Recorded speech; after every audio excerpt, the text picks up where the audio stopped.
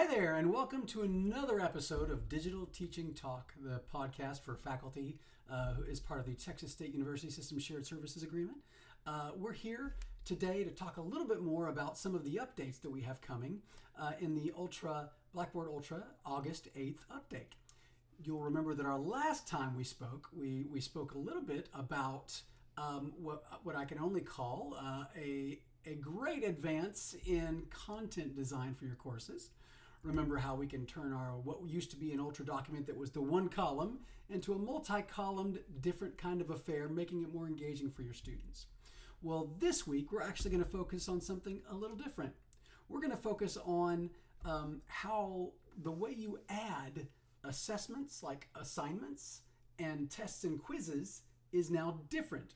It used to be you used kind of the same tool for both. You'll recall, for example, that when you went to add a quiz in your course, you would just click on your plus button wherever you wanted to add that quiz in your course, choose create, and then choose test. Then, as you waited for the test to populate and you to get in there, you would give it a name like, demo test, unit quiz, perchance. And you would come in and add your question right here. But you would also remember that this was also the interface to add an assignment. But wait. So here I am going to add a true and false question, for example. Water is wet, right? There's my, is that true or false? And we'll leave that up to inquiring minds. And then I've got my test set there. I can make it visible to students. And it's ready to go. But now I want to put in some instructions for this test. This is always an important thing you'll want to do whenever you set up a test or a quiz. If you want your students to know a little something about the test before they get there, there's two ways, the easy ways to do it. First is put some light instructions here in this description box, right? And hit save, and so that way they've got some. You can also, another great practice that you can do is to actually place an Ultra document before the test in order.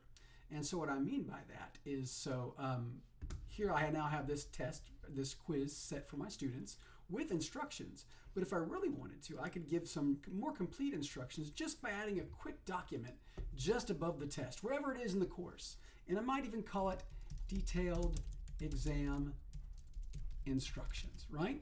And then I can come in and start to type in and add in any kind of instruction that I think is important for these students, right? That they can use to make sure that they're successful, right? So in this case, I could then provide them a little bit more detail than what I would show them on the test page itself. That's another way to do it. If you needed to do something a little bit more detailed in your instruction that you wanted them to see before they dove into the test, this is a great way for that to happen. Otherwise, and I'm going to go ahead and make it visible. Otherwise, you can just do what I did before and have that content show up in the little smaller description that shows up here. And I'll show you what your students see in just a bit. But that was how you add a test. Remember, prior to August 8th, when you want to add an assignment, it was essentially the same interface. Well, now it's a little different. So when I go in to click plus and choose create to add an assignment, let's say a reflection paper, I would come down and click assignment.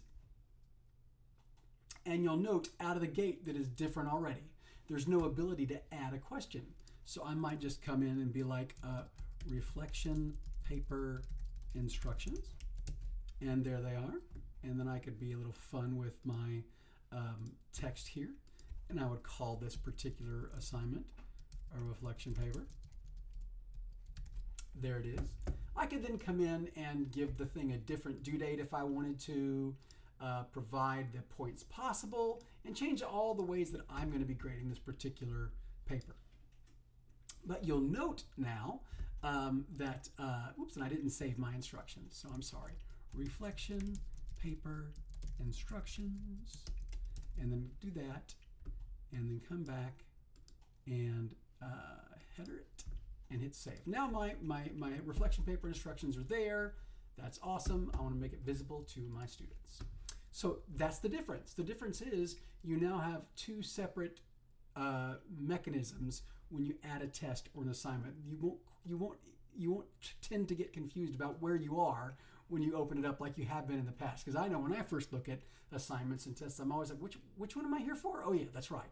Now, when you go into add an assignment, it's the assignment interface. When you go add a test, it's the test or quiz interface. I wanted to leave you, before we finish this entire thing, is to show you the difference the students see. So I'm going to click on Student Preview, which is always a good best practice when I'm adding content to my courses, to view it as my students would. So I can maybe think about obstacles that they might encounter and find ways to smooth the road, so to speak, right? So here I am, and you'll notice that I've got my demo unit quiz, my reflection paper, and detailed exam instructions. So remember that document that I created before my exam that really maybe told them a little bit more about the exam? I might do that outside of it, but rest assured that if I did at least a little bit of instruction for them, it'll show up right before they click. But also, were they to click on the exam for the student, they would see the instructions here under the description. So they could actually get that there, and then they would start the attempt when they're ready. Now, as for the assignment, when they click on the reflection paper assignment, it will pop up telling them when it is, how many attempts, and to view the instructions, click on it. And boom, it's there. So they can come in and begin to type. So again, just a neat little feature that's coming in the August update for Blackboard Ultra. We'll be adding another update or two around this update in the Digital Teaching Talk podcast. So please continue to stay tuned as we let you know what exciting changes are coming to Blackboard Ultra. Thanks again.